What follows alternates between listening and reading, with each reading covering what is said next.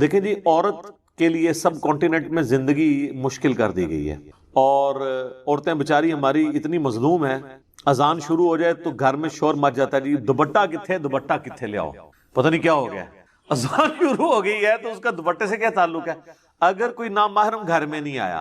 اور فرشتے نامحرم نہیں ہیں، وہ تو ان کی تو جنسی یہ نہیں ہے، ان سے تو آپ کو کوئی خطرہ نہیں ہے، آپ گھر میں ریلیکس بیٹھے نہ بیٹھے رہیں۔ یہ آپ نے اپنی خود ایک ٹریڈیشن بنائی ہوئی ہے۔ ایون یہ بھی ٹریڈیشن ہے کہ واش روم میں سر ڈھانپ کے جانا، اچھا تو جب غسل کرنے لگیں گے پھر کیا کریں گے؟ کوئی لاجیکل بات کر، اس طرح نہیں ہوتا۔ تو وہ اتنی مشکل زندگی کر دیتے ہیں، وہ کہتے ہیں کہ جناب عورت جب جائے نا جی، اذان شروع ہو جائے تو فوراً دوپٹہ لے لے۔ ٹھیک ہے، ٹریڈیشنل آپ کریں، ہمیں کوئی اعتراض نہیں ہے، اس کو دین بنا کے آپ پیش نہ کریں، آپ کا اپنا ذاتی شغف ہے، جو مرضی کریں اور بنائیں، آپ اس میں چیزیں ایڈ کرتے جائیں، لوگوں کے لیے زندگی مشکل کرتے جائیں۔ اسی طریقے سے زیور کے بارے میں بھی لوگوں کے دماغ میں ہو سکتا ہے مت ہو، ادروائز زیور کا نماز کے ہونے یا نہ ہونے کے ساتھ کوئی تعلق نہیں، بلکہ زیور پہن کے تو نبی علیہ السلام کی جو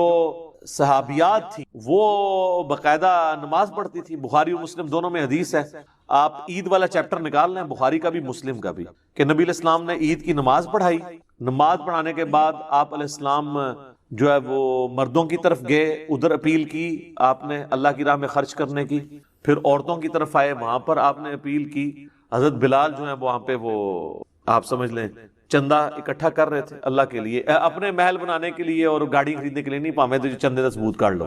اللہ کے لیے۔ تو اس میں بخاری مسلم دونوں میں الفاظ ہیں کہ عورتوں نے اپنے کانوں کی بالیاں، اپنے بازوؤں کے زیور، اپنے گلے کے ہار بھی اتار کے ڈال دیے۔ تو یہ حدیث اس بات کا ثبوت ہے کہ وہ عورتوں نے زیورات کے اندر نماز پڑھی تھی۔ اس کے لیے آپ کو امام حنیفہ کو فیکس نہیں کرنی پڑے گی، یہ بخاری مسلم دونوں میں حدیث کے طور پہ موجود۔ یہ کوئی ایسا مسئلہ نہیں ہے جو آپ کو استنباط، اتنا موٹا لفظ بولتے ہیں استنباط، عام بندے کی اہلیت نہیں ہے وہ قرآن و حدیث سے ڈائریکٹ مسئلے نکال سکے۔ اور یقین کریں یہ ان لوگوں کو فالو کر رہے ہوتے ہیں جو قرآن و حدیث سے ڈائریکٹ مسئلے اچھل کے باہر نکل رہے ہوتے ہیں نا، ان کو سائڈ پہ کر کے ان کے اپوزٹ مسئلے بتا رہے ہوتے ہیں۔ ان کو یہ کہہ رہے ہوتے ہیں یہ ہمارے امام ہیں، ہمارے بزرگ ہیں، جو مسئلے خود اچھل کے کہہ رہے ہوتے ہیں کہ یہ مسئلہ ہمارا یہ ہے، وہ کہتے ہیں تو سائڈ پہ ہو جا۔ ہاں صحیح بخاری مسلم دونوں میں نہیں ہے کہ نبی علیہ السلام نے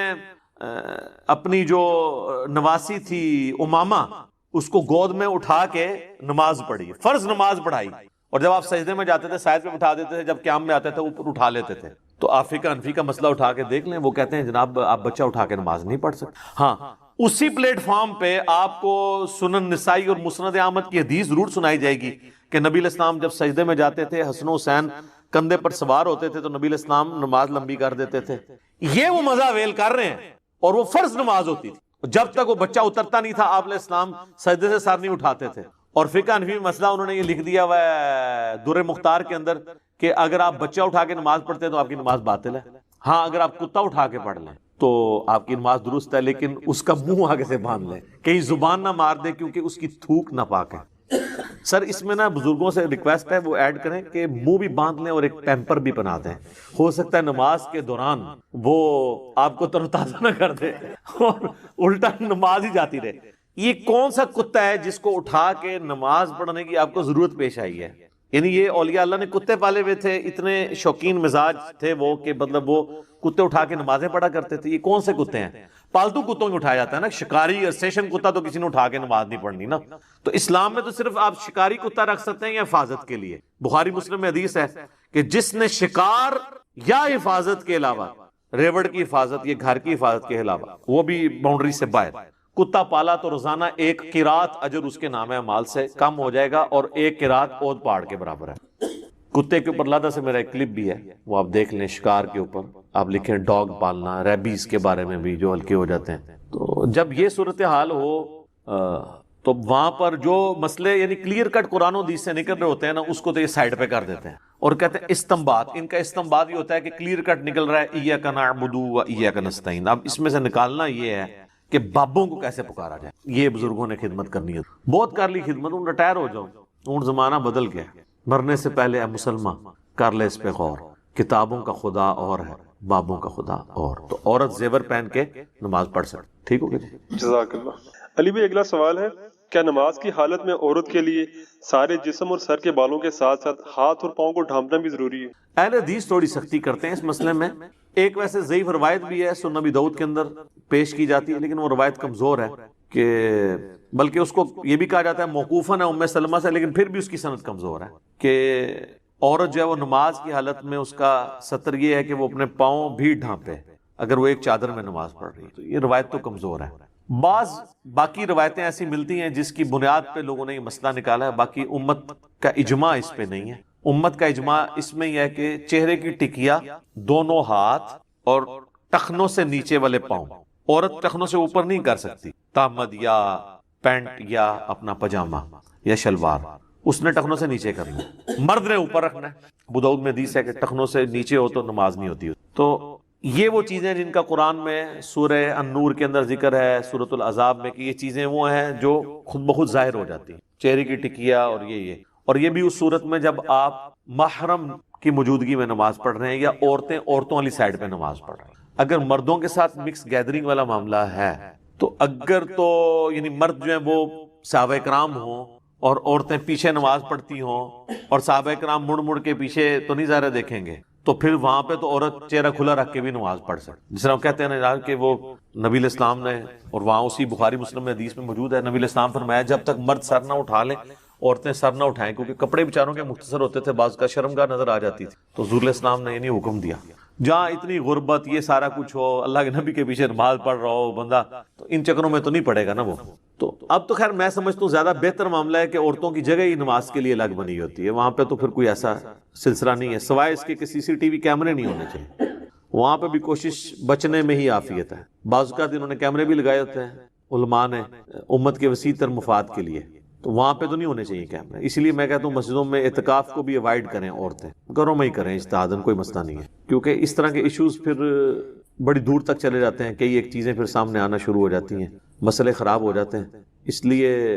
عورتیں جو ہے نا وہ اپنے معاملات کو بڑا دیکھ سنبھل کے چلیں، باقی پاؤں اگر وہ ڈھانپ لیتی ہیں تو ٹھیک ہے، کوئی حرج نہیں ہے، لیکن یہ ان کے سطر کا حصہ نہیں۔ جس طرح مرد کا سطر نماز کے لیے ناف سے لے کے گھٹنوں کے نیچے تک ہے، بشرطے کہ قمیض نہ ہو، ورنہ وہ بخاری میں حدیث ہے کہ اس شخص کی نماز نہیں ہوتی جب تک اس کا کچھ حصہ کندھے پر نہ ہو، تو وہ 2 چادروں میں آپ نے نماز پڑھنی ہے، ایٹ لیسٹ 2 چادریں نہ ہو تو پھر تو تہمت بھی کافی ہے، تہمت بھی نہ ہو تو آپ فقہ حنفی سے رابطہ کریں، جس میں لکھا ہوا ہے کہ ایک جنگل ہے، اس میں 12 بندے ہیں، 12 ہی ننگے ہیں، تو امامت کون کروائے گا؟ اور پھر وہ کہتے ہیں جی دیکھیں جی یہ کس حدیث میں مسئلہ ہے، ٹھیک ہے۔ اب اندازہ کریں آپ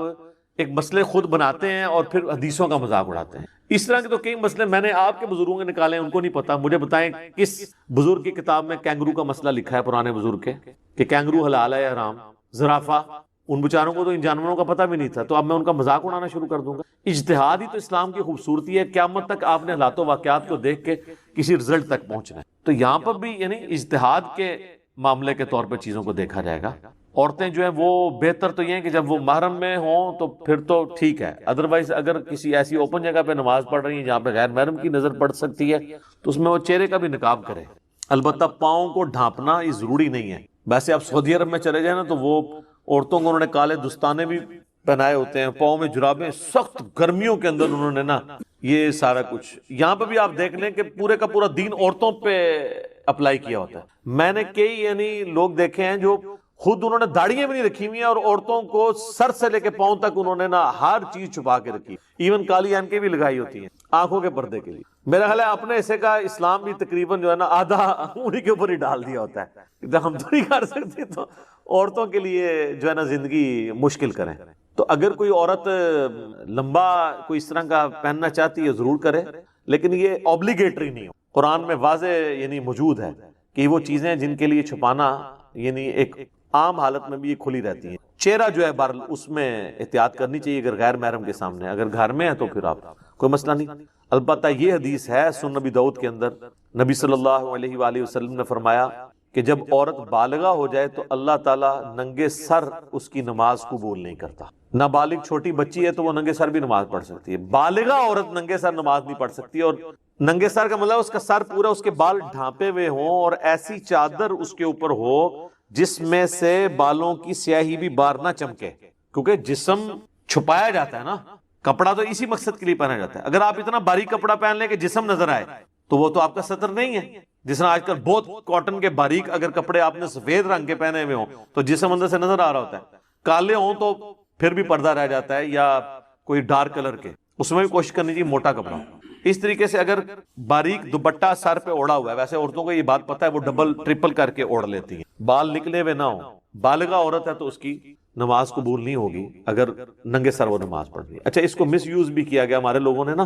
پردے کی ترغیب دلانے کے لیے۔ میں نے خود ایسی پوسٹیں دیکھی ہیں فیس بک پہ جن پہ لکھا ہے کہ جو عورت ننگے سر رہتی ہے اللہ اس کی نماز ہی قبول نہیں کرتا، اس کو اس رنگ میں بدل دیا۔ حالانکہ وہ الفاظ یہ تھے کہ جب عورت بالغہ ہو تو ننگے سر نماز قبول نہیں ہوتی، یعنی نماز کی حالت میں اس کا سر ننگا نہیں ہونا۔ یہ اسی طریقے سے وہ جیسے صحیح بخاری میں حدیث ہے نا،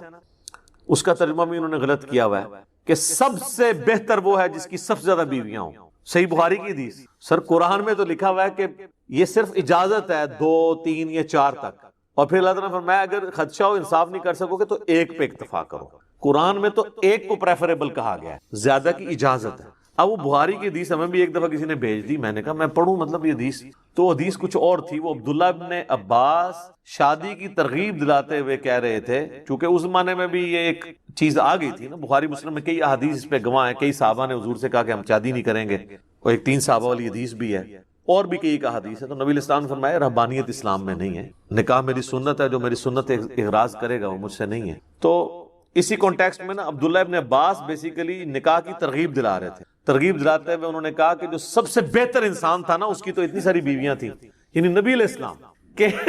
نبی صلی اللہ علیہ وآلہ وسلم نے اتنی بیویاں کی ہوئی تھیں۔ سب سے بہتر انسان اللہ کا متقی پرہیزگار بندہ تو وہ ہے، تو شادی کرنا کوئی عیب والی بات نہیں ہے۔ اگر یہ عیب ہوتا تو اللہ کے نبی علیہ السلام نے تو زیادہ شادیاں کی ہوئی تھیں۔ جو مخلوق میں سب سے بہتر تھا یعنی رسول اللہ افضل الخلق، اس کا انہوں نے ترجمہ اس طرح کنورٹ کر دیا کہ سب سے بہتر وہ ہے جس کی سب سے زیادہ بیویاں۔ تو وہ ہم تھوڑی سی عقل اپنی بھی استعمال کر لیا کریں کہ یہ ترجمے کس طریقے سے کس طرف لے کے جائے۔ اور بعض کا ایسے ہو جاتا ہے تھوڑا سا وقف کرنے سے، رکنے سے، اٹھو مت بیٹھو، اگر آپ اٹھو مت کے اوپر رک جائیں تو اس کا مطلب ہے اٹھو مت بیٹھ جاؤ، اور اگر آپ نہ رکیں تو اٹھو پہ رک جائیں، اٹھو مت بیٹھو تو اس کا مطلب ہے اٹھ جاؤ۔ ایک ہی جملہ ہے، تھوڑی سی اس کی ٹون بدلنے سے، وقت کرنے سے، بدلنے سے کیا بن جاتا ہے۔ تو وہ لوگ اپنے اپنے مطلب اس میں سے نکال لیتے ہیں۔ تو اس طرح حدیث کے اندر جو ہے وہ یہی ہے کہ جو بالغہ عورت، اس کے ننگے سر نماز نہیں ہوتی، اس کو سر ڈھانپ کے نماز پڑھنا پڑے گی، یہ اس کا مطلب۔ واش روم جانے کے لیے بھی سر ڈھانپنا کوئی ضروری نہیں ہے، غسل کرنے کے لیے بھی سر ڈھانپنا کوئی ضروری نہیں ہے۔ عام حالت میں عورت اپنے گھر میں ریلیکس رہنا چاہتی ہے، اس کو کسی بھی صورت میں اس طرح کے اضافی کپڑے رکھنے کی ضرورت نہیں ہے اگر کسی غیر محرم کی اس پہ نظر نہیں پڑ رہا۔ البتہ بعض یعنی جسم کے حصے وہ ہیں جو آپ محرم سے بھی سوائے اپنے خامند کے اس کو لوگوں پہ ایکسپوز نہیں کریں، اس لیے قرآن میں ہے نا کہ ایک اضافی چادر سینے پہ رکھنی ہے، اور عورتیں رکھتی ہیں، گھروں میں بھی رکھتی ہیں عام حالت میں، وہ اپنی جگہ ہے۔ میں بات کروں چہرہ کھلا ہونے کے، یا ایون ایک عورت اپنے باپ کے سامنے آتی ہے، اس نے ویسے دوپٹہ لیا یا دوپٹہ اس کا گر گیا، بال ظاہر ہوئے ہیں، تو اس کے باپ کے لیے تو وہ پردہ نہیں ہے اس کے بالوں کے، باپ بیٹی کا تو رشتہ بہت عظیم ہے، ٹھیک ہے، تو وہ معاملہ بالکل الگ ہے۔ تو اس طرح چیزوں کو مکس کرنے کی ضرورت نہیں ہے، ٹھیک ہوگی جی؟ جزاک اللہ۔ علی بھائی اگلا سوال ہے، کیا نماز کے لیے عورت پر بھی جوڑا کھولنا ضروری ہے جیسا کہ مردوں کے لیے بالوں اور کپڑوں کو سمیٹنے کی ممانعت آئی ہے؟ بخاری مسلم میں حدیث ہے، نبی علیہ السلام نے فرمایا کہ کوئی بھی نماز کی حالت میں نہ تو اپنے بالوں کو سمیٹے اور نہ کپڑوں کو، یہ ود ان نماز، اس چیز کو نبی علیہ السلام نے ناپسند فرمایا۔ اس کی وجہ سے محدثین نے پھر شرح یہ کی ہے کہ اصل میں نبی علیہ السلام کی خواہش ہے کہ جو بندہ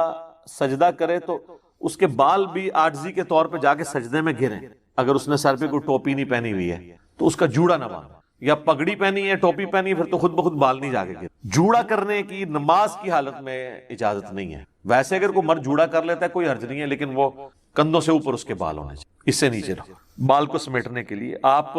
جیل بھی لگا سکتے ہیں، صحیح بخاری میں موجود ہے، مسلم میں اما عائشہ کہتی ہیں کہ نبی علیہ السلام کے بالوں کو میں گوندا کرتی تھی، اس وقت گوند استعمال ہوتی تھی، بال بہت گھنے تھے تو چپکا دیا کرتی تھی بالوں کو، ایک جگہ سیٹ رہے، تو رکھ سکتے ہیں آپ۔ یہ جو جوڑے والا معاملہ ہے نا کہ عورت جوڑا یعنی کھولے اور بالوں کو سیدھا کر کے نماز پڑھے، یہ جوڑے میں پڑھ سکتی ہے، بالکل پڑھ سکتی ہے، اپنے گھر میں پڑھ رہی ہے تو بالکل ٹھیک ہے۔ رہا پبلک پلیس کے اوپر اس طرح کا جوڑا بنانا کہ وہ سر پہ اس طرح ابھرا ہوا باہر سے نظر آئے، جس طرح کئی عورتیں جو ہیں وہ اپنے بالوں کو نمایاں کرنے کے لیے، اپنے جسم کے نمائش کے لیے حرکت کرتی ہیں، وہ تو غلط ہے۔ وہ تو صحیح مسلم میں حدیث ہے نا کہ نبی علیہ السلام نے فرمایا کہ 2 اس قسم کے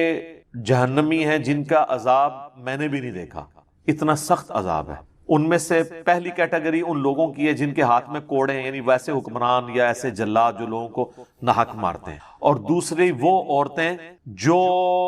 مٹکنے والیاں، مردوں کو اپنی طرف مائل کرنے والیاں، اور ایسا لباس پہننے والیاں کہ گویا وہ ننگی ہوں، یعنی اتنا چست لباس یا اتنا باریک کہ اس میں سے جسم ڈھلک رہا ہو، جن کے سر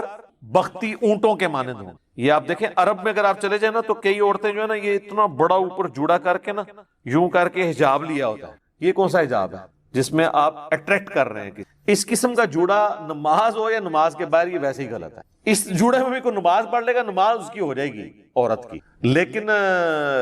یہ عمل بذات خود غلط ہو۔ ایون مرد کے لیے بھی جو ہے یہ صرف ترغیب کے لیے ہے کہ وہ یعنی ان کاموں سے بچے کہ نماز کی حالت میں وہ جوڑا یا کپڑوں کو نہ سمیٹ۔ اب بعض کا لوگ پینٹ میں نماز پڑھ رہے ہیں، اب سجدے میں جانے لگتے ہیں تو تھوڑی سی پینٹ ان کو سمیٹنی پڑ جاتی ہے، ادروائز پینٹ پھٹ سکتی ہے، تو وہ اتنی چوڑی نہیں ہوتی، ڈریس پینٹ نہ ہو تو وہ ایک معاملہ الگ ہے۔ یہ چیزیں پریفریبل ہیں، یہ اس طرح کی چیزیں نہیں ہیں جن سے حلال و حرام کا مسئلہ اخذ ہو۔ تو بہتر یہ کہ عورت جو ہے وہ جوڑے کو اوائڈ ہی کرے، بال سیدھے رکھے نماز کے لیے بھی، لیکن بعض اوقات وہ وقتی طور پہ سمیٹنے پڑ جاتے ہیں، کوئی حرج نہیں۔ اور اس میں ایک میں شرعی مسئلہ بتا دوں، بخاری مسلم میں یہ بھی حدیث ہے، عائشہ کہتی ہیں کہ نبی علیہ السلام ہمیں حیض کے بعد جب غسل کا حکم دیتے تو حکم دیتے کہ جوڑا کھول کے ہم غسل کریں، اور عام غسل جنابت میں آپ ہمیں چٹیا یا جوڑا کھولنے کا حکم نہیں دیتے تھے، یعنی جو بال باندھے ہوتے تھے چٹیا،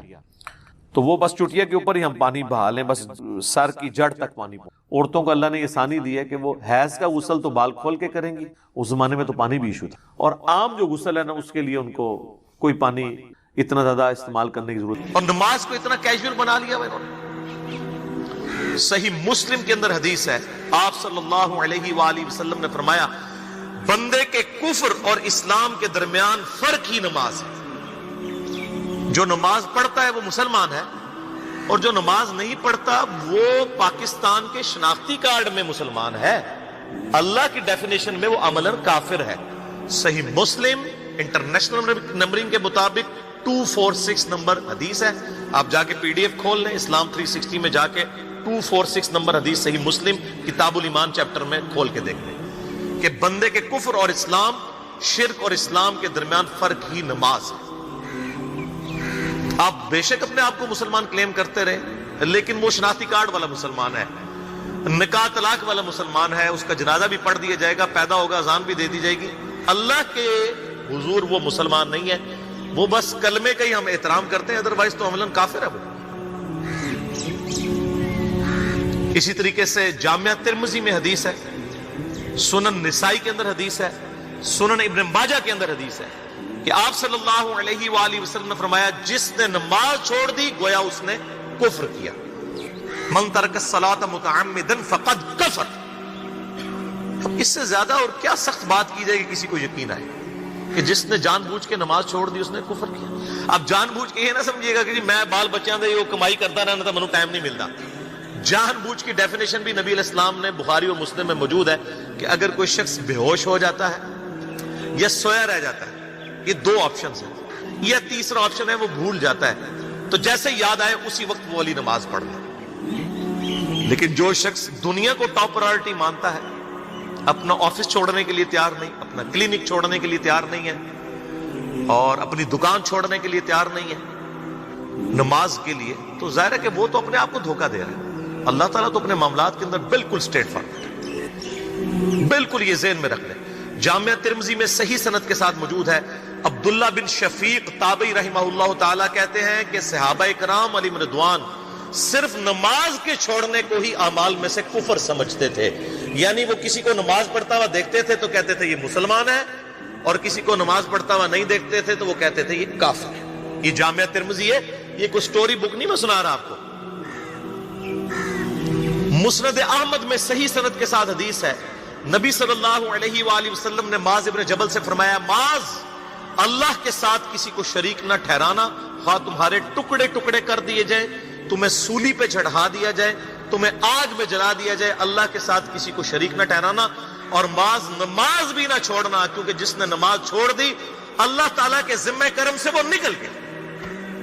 اللہ کے حضور اس کے لیے کوئی حصہ نہیں ہے جس نے نماز چھوڑ دی۔ کتنا کرٹیکل ایشو ہے۔ اور اسی طریقے سے مسند احمد میں ہی ایک اور حدیث ہے کہ آپ صلی اللہ علیہ وآلہ وسلم نے فرمایا، جس شخص نے اپنی زندگی میں نماز کی حفاظت کی، قیامت والے دن وہ نماز اس کے لیے نور ہوگی، نجات ہوگی اور اس کے حق میں دلیل ہوگی، اور جس نے نمازوں کی حفاظت نہیں کی اس کے لیے قیامت والے دن کوئی نجات، کوئی نور اور کوئی دلیل نہیں ہوگی، الٹا اس کا حشر قارون، فرعون اور ابی ابن خلف کے ساتھ ہوگا، والعیاذ باللہ تعالی۔ یہاں تو ہم کہہ دیتے ہیں یا اللہ جو کچھ بھی ہے تیرے محبوب کی امت سے ہے، یعنی اے اللہ ہم نے تو اپنی اصلاح کوئی نہیں کرنی، ہمیں اسی طریقے سے ہی قبول کر لیں، والعیاذ باللہ تعالی۔ اور کچھ ویسے علماء کا بھی اس میں بڑا برا کردار ہے کہ انہوں نے نماز کو بھی اتنا مشکل فرض بنا کے پیش کیا ہے کہ ایک عام آدمی کے لیے اور جو دنیاوی معاملات کے اندر بھی انوالو ہے اور کسی ایسی عورت کے لیے جس کے کئی بچے ہیں، مطلب اس روٹین کے اندر اس نماز کو مینج کرنا مشکل ہوتا ہے۔ ہمیں تو عشاء کی صرف 17 رکعتیں بتا دی گئی ہیں، حالانکہ 24 گھنٹے کے اندر ٹوٹل نماز کی رکعتیں 17 ہیں جن کی اکاؤنٹیبلٹی ہے۔ اور میں یہ بڑے یعنی وثوق کے ساتھ ایک ذمہ دار مبلغ کی حیثیت سے یہ بات کر رہا ہوں۔ آپ صحیح بخاری اور صحیح مسلم کھول کے دیکھ لیں، فرض نمازوں کی تعداد جو ہے وہ 5 آئی ہے اور ان کی رکعتوں کی تعداد بھی بیان ہو گئی ہے۔ فجر کے 2 فرض، ظہر کے 4 فرض، عصر کے 4، مغرب کے 3 اور عشاء کے 4، اور سفر میں سارے 2 فرض ہیں، مغرب کے 3، یہ ٹوٹل 17 رکھتے ہیں جن کی اکاؤنٹیبلٹی ہے۔ باقی جنہ گڑ پاؤ گے انہ میٹھا، وہ ساری نفلی عبادت ہے۔ وہ بخاری اور مسلم دونوں میں حدیث ہے، جس نے فرض کے علاوہ 12 رکعتوں میں استقامت کی، اور وہ 12 رکعتیں آپ صلی اللہ علیہ وآلہ وسلم نے پڑھ کے بھی بتائیں، اور امہات المومنین میں سے سیدہ عائشہ نے، سیدہ ام سلمہ نے، سیدہ ام حبیبہ رضی اللہ عنہن نے روایت بھی کی کہ 2 فجر سے پہلے، 4 ظہر سے پہلے، 2 ظہر کے بعد، 2 مغرب کے بعد، 2 عشاء کے بعد، یہ 12 سنت موقدہ۔ جس نے یہ پڑھی اسے جنت میں محل ملے گا۔ اگر کوئی نہیں پڑھتا تو گنہگاری والا معاملہ کوئی نہیں ہے۔ اسی طریقے سے اس کے علاوہ ایک اور وتر کی نماز ہے جو سنت موقدہ ہے۔ وہ سیدنا مولا علی رضی اللہ تعالیٰ عنہ علیہ السلام کا قول ہے کہ وتر سنت ہے، سنت ہے، سنت ہے، مگر اسے مت چھوڑو۔ ہے سنت ہے لیکن تاکیدی ہے۔ آپ صلی اللہ علیہ وآلہ وسلم نے سفر میں بھی وتر اور فجر کی 2 سنتیں پڑھی ہیں، لیکن یہ صرف افضلیت کے اعتبار سے تاکیدی ہیں، ان کی کاؤنٹیبلٹی کوئی نہیں ہے۔ البتہ یہ ضرور ہے، سنن ابی داؤد میں ایک حدیث ہے کہ جس کی قیامت والے دن فرضوں میں کوتاہی نکل آئے گی تو اللہ تعالیٰ فرمائے گا میرے بندوں کی جو نفلی اور سنت عبادت ہے اس کو تول لو اور فرضوں کے ایکویلنٹ قبول کر لو۔ تو آپ اگر یعنی سنتیں پڑھیں گے تو اس کے ایکویلنٹ نفلوں کی کوتاہی پوری ہو جائے گی، ادروائز اکاؤنٹیبلٹی اس کی کوئی نہیں ہے، یہ ذہن میں رکھیے گا۔ صحیح بخاری اور مسلم دونوں میں حدیث موجود ہے۔ ایک صحابی آئے، انہوں نے کہا یا رسول اللہ صلی اللہ علیہ وآلہ وسلم، میں جنت میں جانا چاہتا ہوں، مجھے کوئی شارٹ کٹ بتا دیں۔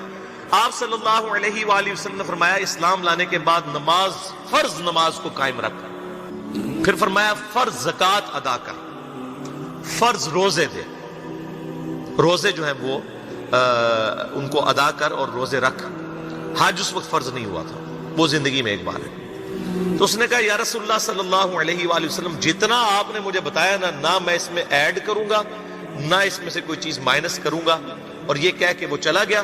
آپ صلی اللہ علیہ وآلہ وسلم نے فرمایا اگر کسی نے کسی جنتی شخص کو دیکھنا ہے تو اس کو دیکھ لو، جو یہ کہہ کے گیا کہ میں فرض نماز سے زیادہ کوئی نماز نہیں پڑھوں گا، صرف فرض روزہ ہی رکھوں گا، فرض زکوٰۃ ہی دوں گا۔ اب روزہ اور زکوٰۃ میں تو ہمارے علماء کو اور عام پبلک کو بھی جو دیندار لوگ ہیں ان کو ہضم ہوتی ہے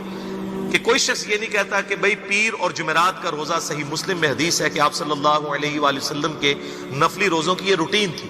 کوئی آپ کو یہ نہیں کہے گا کہ جس نے جمعرات اور پیر کا روزہ نہ رکھا اس کے رمضان کے روزے ہی قبول نہیں ہوں گے، کوئی کہتا ہے؟ کیونکہ ان کو پتہ وہ نفلی ہے۔ اسی طریقے سے زکوٰۃ تو صرف 2.5% ہے نا، باقی تو نفلی صدقات ہیں جتنے مرضی دیں۔ کوئی شخص نہیں کہتا کہ نفلی صدقہ نہ دیا تو آپ کی زکوٰۃ بھی قبول نہیں ہوگی، الٹا یہ کہتے ہیں اور بس جی زکوٰۃ دے لو تو باقی سارا مال پاک ہے۔ لیکن جب فرض نماز کی باری آتی ہے تو اس وقت وہ 12 رکھتے بھی سنت موقدہ بیچ میں گھسیٹ دیتے ہیں، وہ بھی صرف فضیلت ہے۔ ٹوٹل 17 رکھتے ہیں، 2 فجر کی، 4 ظہر، 4 عصر، 3 مغرب، 4 عشاء۔ یہ میں کو اپنے لیے گراؤنڈ نہیں بنا رہا، میں تو الحمدللہ اس کے علاوہ بھی نفلی عبادت کرتا ہوں، لیکن میں بتا رہا ہوں خدا کے لیے لوگوں کو دین ایسا مشکل نہ پیش کریں کہ جو نبی علیہ السلام نے امت کو وہ دین نہیں دیا ہوا، اپنی مرضی سے انجیکٹ نہ کریں دین، لوگوں کے لیے مشکلات نہ کھڑی کریں، ان کو فرض نماز تک رکھیں۔ پھر انشاءاللہ کئی لوگوں کو میں نے اس نے نماز شروع کروائی، انہوں نے سنت نماز بھی نوافل بھی شروع کر دیے، لیکن آپ کم از کم وہ ڈیٹم لیول تو اچیو کروائیں لوگوں کا۔ لیکن فرض نماز کی باری آتی ہے، کہتے ہیں نہیں جی سنتے بھی حصہ ہے، کہاں سے میرے بھائیوں حصہ ہے؟ وہ 17 رکھتے ہیں، سنتیں پڑھیں گے ثواب ہے، نہیں پڑھتے گناہ کوئی نہیں، تو کم از کم فرض تو ادا کریں۔ اس کے لیے آپ کو ٹوٹل 24 گھنٹے میں میرے خیال ہے 40 منٹ بھی نہیں چاہیے فرض پڑھنے کے، تو اس کے اوپر تو استقامت کم از کم ہم اختیار کریں۔ اور چھوٹی چھوٹی جو نٹی گٹیز ہیں ان کو تو ہم نے اتنا فالو کیا ہوا ہے، اور فرض نماز کے بارے میں ہم اتنے کیجول ہو جاتے ہیں، تو یہ فرض نماز کی امپورٹنس اس حوالے سے ضروری تھی، اس لیے میں نے ساتھ ہی بیان کر دی۔